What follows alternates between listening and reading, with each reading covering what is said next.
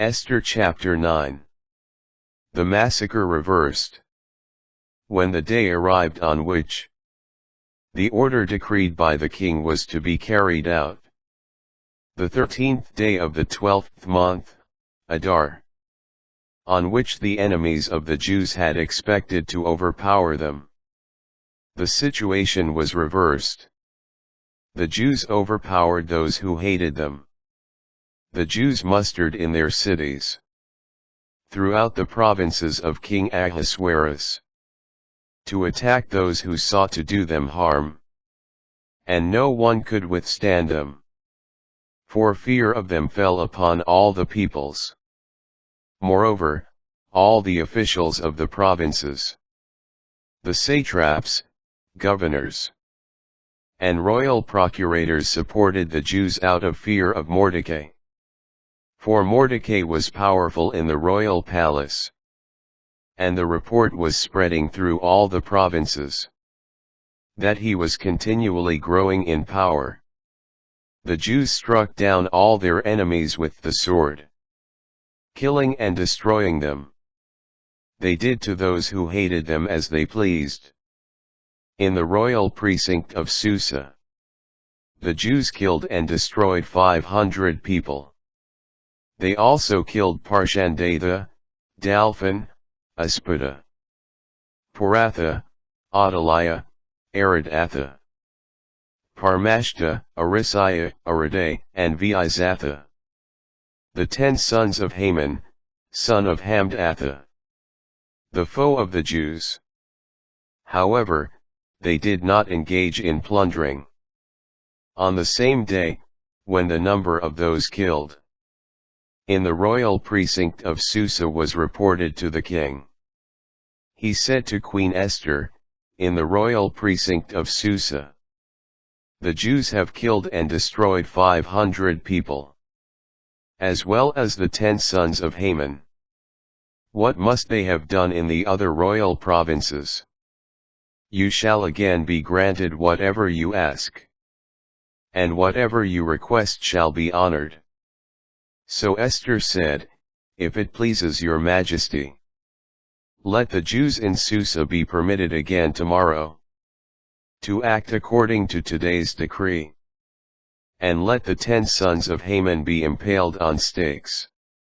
The king then gave an order that this be done, and the decree was published in Susa. So the 10 sons of Haman were impaled, and the Jews in Susa mustered again on the 14th of the month of Adar and killed 300 people in Susa. However, they did not engage in plundering. The other Jews, who dwelt in the royal provinces, also mustered and defended themselves, and obtained rest from their enemies. They killed 75,000 of those who hated them, but they did not engage in plunder. This happened on the 13th day of the month of Adar, the feast of Purim. On the 14th of the month they rested, and made it a day of feasting and rejoicing. The Jews in Susa, however, mustered on the 13th and 14th of the month, but on the 15th they rested, and made it a day of joyful banqueting.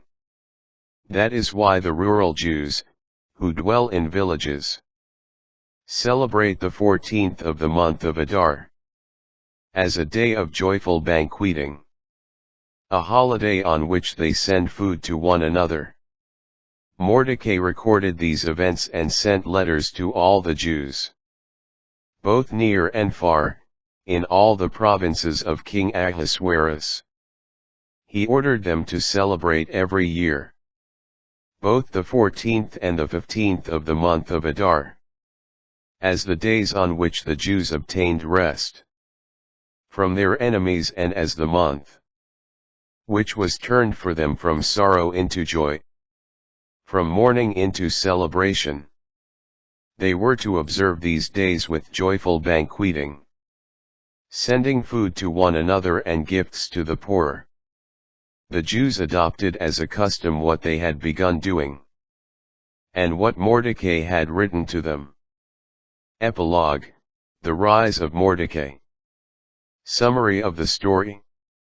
Haman, son of Hamdatha the Agagite, the foe of all the Jews, had planned to destroy them, and had cast the pur, or lot, for the time of their defeat and destruction.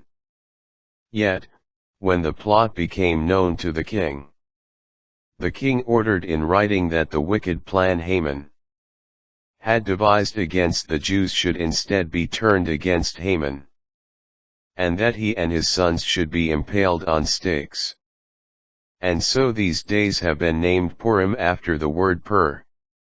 Thus, because of all that was contained in this letter, and because of what they had witnessed and experienced in this event, the Jews established and adopted as a custom for themselves, their descendants, and all who should join them, the perpetual obligation of celebrating these 2 days every year, in the manner prescribed by this letter, and at the time appointed. These days were to be commemorated and kept in every generation, by every clan, in every province, and in every city. These days of Purim were never to be neglected among the Jews, nor forgotten by their descendants. Esther and Mordecai act in concert.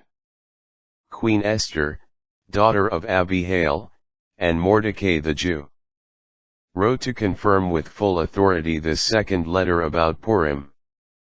And Mordecai sent documents concerning peace and security to all the Jews in the 127 provinces of Ahasuerus' kingdom.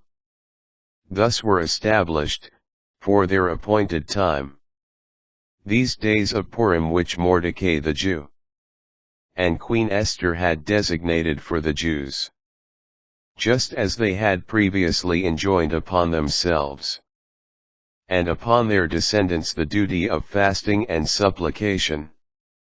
The command of Esther confirmed these prescriptions for Purim and was recorded in the book.